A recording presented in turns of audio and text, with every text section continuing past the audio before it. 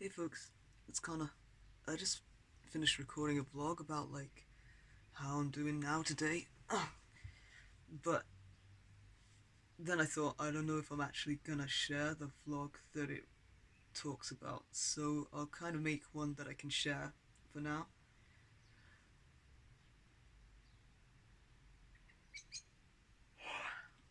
which is just last night I started vlogging and I worked out that I found a way through looking at a vlog I recorded like 2 years ago when I was 15. By watching myself at 15 on that vlog now, it's like I could trigger that part of myself forwards. I don't know if it was like through mirror neurons or through the part recognizing and going, hey, I remember saying that and then getting pulled to the front from it. But either way, I haven't been able to be 15 for a long time because whenever I used to get to 15, I thought I was age sliding, but now I think I'm probably switching through different parts in a subsystem because that's what was happening to everyone else. But I think that the amnesia between parts in my subsystem isn't as bad as it was for the others, so it was kind of hard to tell that I was changing because I felt like me throughout, just me at a different age or a different time. So, oh, I've been trying not to fuse because I like being able to be younger and I like being a kid. And also, every time I was 15, what would happen is I'd start getting anxiety, and then if I got a little older, like 15 and some months, I'd get slammed with like racing thoughts and intrusive thoughts and flashbacks and like really heavy, really painful, really scary emotions and loads of really racing, really scary tangential sort of thoughts, and I just couldn't cope with it. And then it would kind of immediately fling me, it would be like hitting a rubber end or something, and then immediately fling me all the way back to as young as I get, which is 4.5.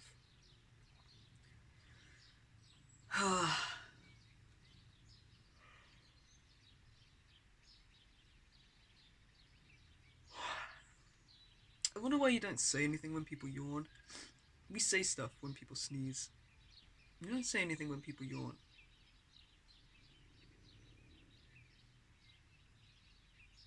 Except people say excuse me if they are the yawner, but I think that's dumb because like I'm yawning because I'm tired or because I'm integrating a lot of information and my brain got too hot. I can't apologize for that. I don't control it.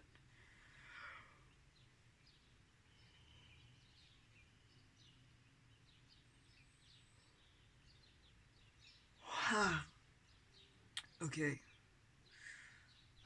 Oh hey, I've never been so happy to notice I'm nearly crying before. That's great. That means I'm like actually feeling emotions and kind of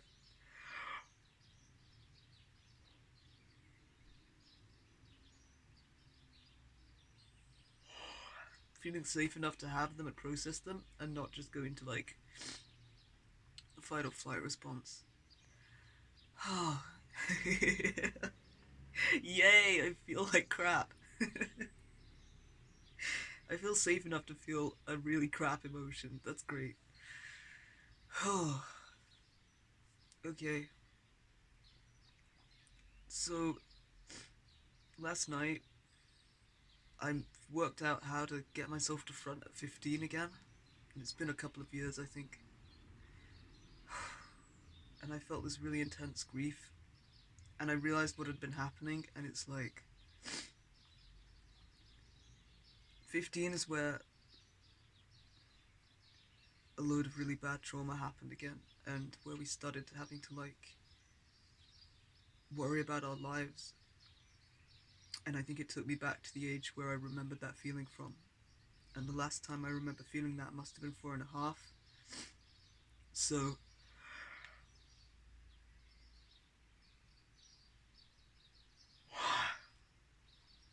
last night, the thing I normally can't cope with happened again, but this time I had Vince helping me work through it, and I could work through it a bit.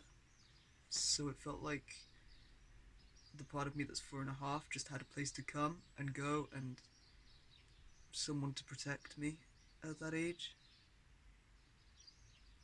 Me at that age. And now I wonder if I fused because I was trying not to, but there was a load of like being able to sit in the emotions and feel it for a bit.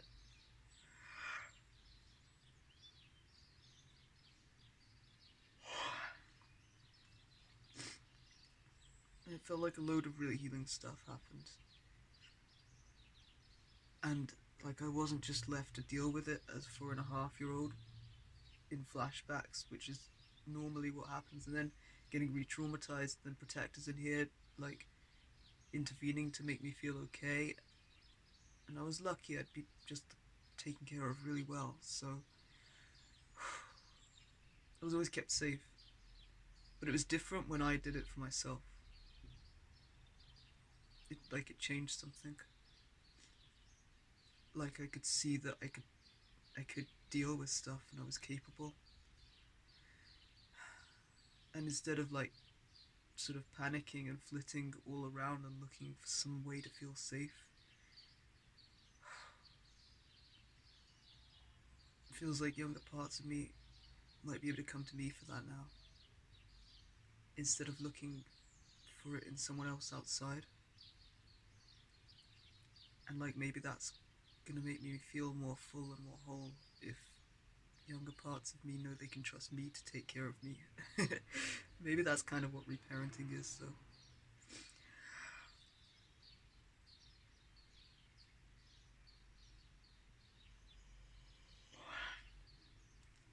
Oh, man, I'm tired.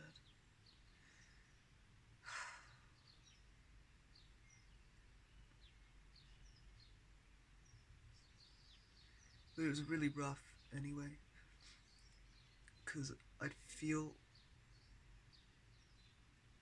like the really intense emotion and the pain, and then Vince helped me avoid the thoughts and the chaos that would happen inside by just helping me keep grounded to the body so then I could process the physical sensations.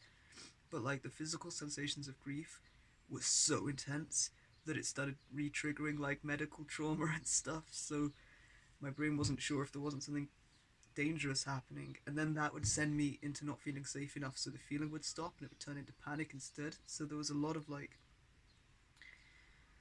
spending time getting used to what grief feels like and what emotions felt like in the body, and knowing that I can feel really uncomfortable and really scared and like a lot can physically happen, but it doesn't mean that it's like a health issue and I can still be safe.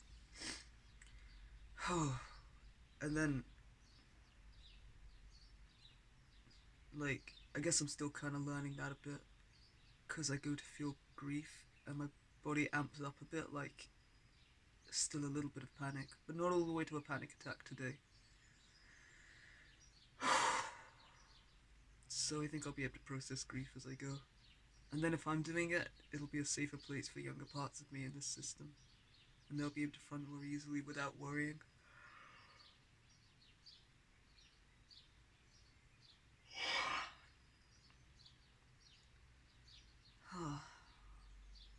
Really exhausted.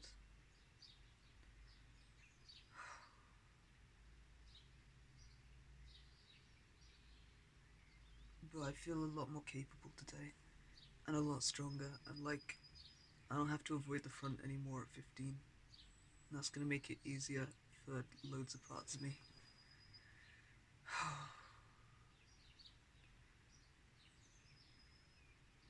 You know, Vince and Kyrie really helped a lot.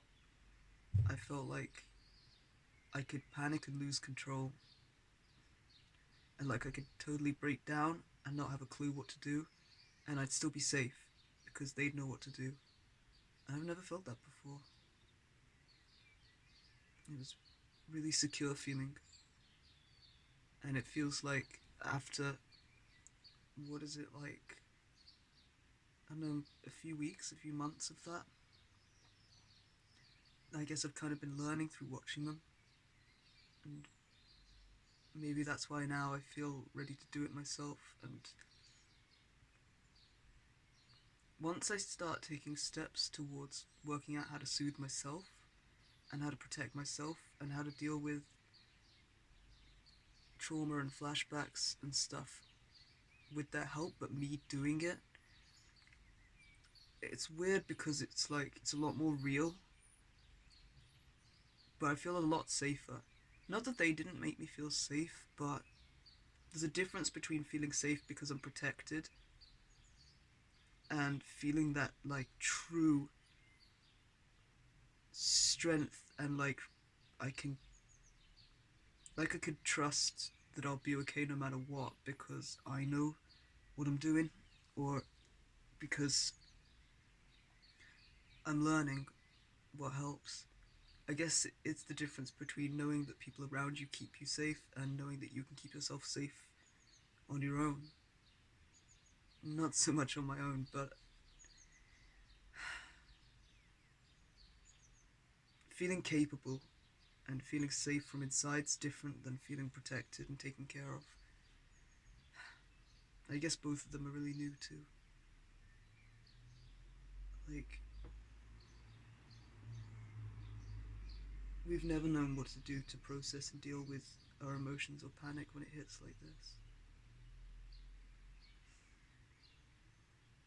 It's nice knowing that I can make it change. I'm not just stuck in it.